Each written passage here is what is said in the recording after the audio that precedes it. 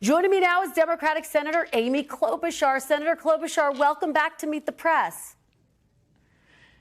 Thank you. It's great to be back on. Thanks, Kristen. Well, it is great to have you, Senator. Let's start right there. We do expect the special counsel, Robert Hur, to appear before the House Judiciary Committee. Will the Senate Judiciary Committee call her to testify? Should it? Well, that is up to Senator Durbin, but I will say that Hur is conducting his own investigation, and he has concluded very clearly that there was no criminal liability here for the president. And that was his focus, right? And that got decided. And I think there are many other things that we need to do on the Judiciary Committee, including passing some legislation when it comes to tech, including many other issues related to fentanyl and the like that we're focused on. But again, that will be Senator Durbin's call. Well, let me ask you this. The report described President Biden as a, quote, elderly man with a poor memory. Do you think the White House should allow the release of the full transcript without claiming executive privilege for the sake of transparency, Senator? You know, that is going to be, again, up to the president and his lawyers. But I've got to comment on this just from my own personal experience. I was on Air Force One with the president going from Minnesota to Wisconsin going from Washington, D.C. to Wisconsin for an infrastructure project.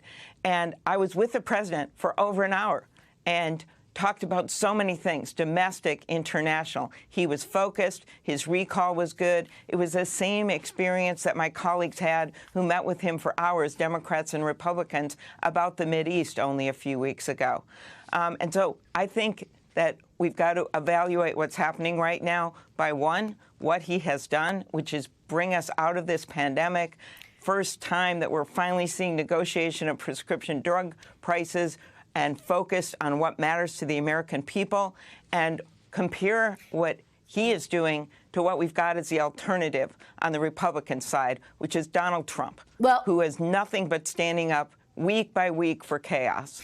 Well, Senator, you take me to my next point, which is on 2024. As you know, concerns have been growing for quite some time within your party about President Biden's ability to win a second term. The latest person to express this, Ezra Klein of the New York Times, who said this week, quote, he is not up for this. He is not the campaigner he was even 5 years ago. The way he moves, the energy in his voice, the Democrats denying decline are only fooling themselves. Senator, what is your reaction to that stark assessment? My reaction is, as someone who ran against Joe Biden, as someone who has spent significant amount of time with Joe Biden, that he is up for this job. And again, I just keep looking at the facts.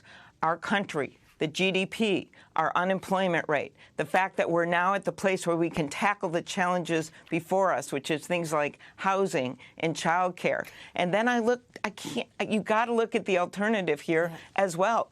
Joe Biden has been standing up for women's health care.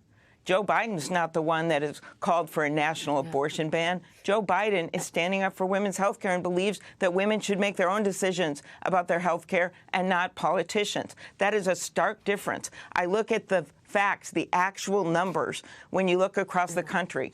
The fact that in New York, Congressman Suozzi won that race, swinging it by 16 points because he stood up for what Joe Biden is standing up for, infrastructure, finally doing something at the border on a bipartisan basis and giving the president the emergency powers that he needs, standing up against election deniers. You look at what happened in Kentucky with Governor Beshear, the abortion measure that was on the ballot in Ohio, the Supreme Court race in Wisconsin. Time and time again, the American people have stood with the policies and the work of Joe Biden because they do not want to go back to the chaos and madness of Donald Trump. Senator, let me just follow up with you a little bit here, because you cite those figures on the economy, and yet the vast majority of Americans say they are not feeling it when it comes to the economy. They give President Biden low marks on the economy. It's not resonating with voters. Why do you think you obviously ran against President Biden in 2020?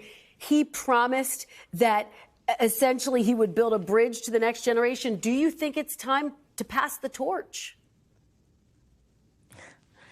Again, I'm a believer in President Biden because I believe he is a good moral person that has the backs of the people of this country. And just the examples I cited this time and time again, people have sided with that over election deniers and the like. So I am proud to be supporting Joe Biden for president. As far as the challenges are real. And that is why not just President Biden, but many of us in the Senate have been leading the way in bringing down costs. You've got to not just talk the talk voters don't to feel take it, on the Senator. pharmaceutical Voters companies. say You actually have to pass the Why? bill, which we have done.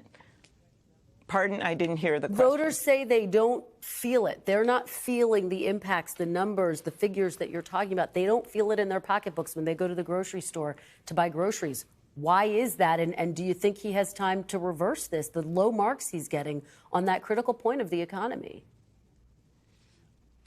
Okay, well, there are many challenges in front of us, and people are going to have to decide if they want to go back to that chaos or look at someone that actually has the proof points of working on bringing costs down. And if you want to talk about numbers and polls and how people are feeling, let me give you some numbers.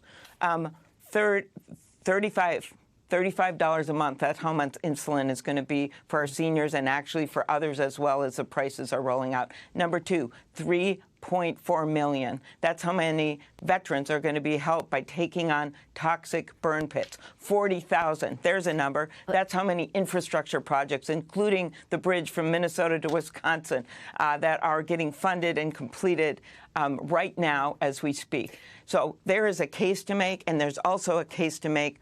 He is not running, as the president has said, against the Almighty. He is running against Donald Trump. And time again, the voters have made clear where they stand on Donald Trump. Independents, moderate Republicans. Yeah. They want to support someone who believes in democracy and has led the world against tyrants like Vladimir Putin, as opposed to Donald Trump, who literally a week ago said that Vladimir Putin should be able to do whatever the hell he wants. Those are exact words where he said they, as in Russia and Putin, should be able to do whatever the hell they want. And what happens now?